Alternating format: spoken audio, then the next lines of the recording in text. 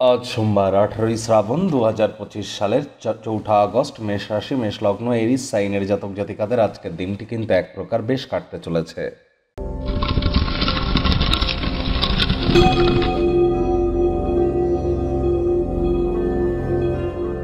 ভিডিওটির শুরুতেই স্ক্রিনে আপনারা দেখতে পাচ্ছেন দেবাদিদেব মহাদেবের রুদ্র গায়ত্রী মন্ত্র। ওম তৎপুরুষায় বিদ্মহে মহাদেবায় ধীমহি তন্ন রুদ্র প্রচোদয়াৎ।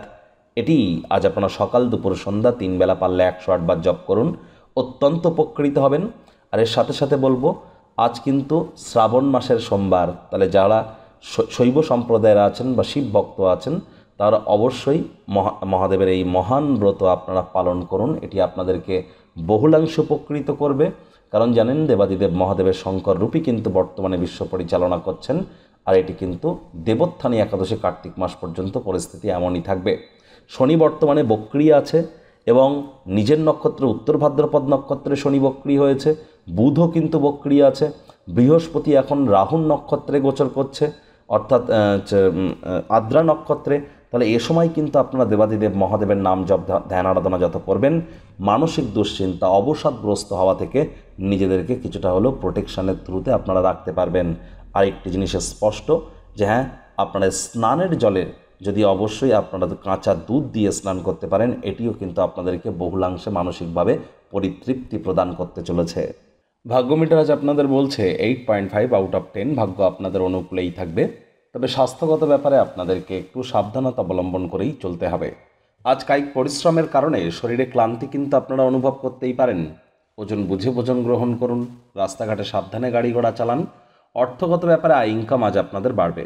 নতুন উদ্যোগ পরিকল্পনার পাশাপাশি নতুন নির্মাণ কার্যের শুরুয়াত আজ কিন্তু করা যেতেই পারে।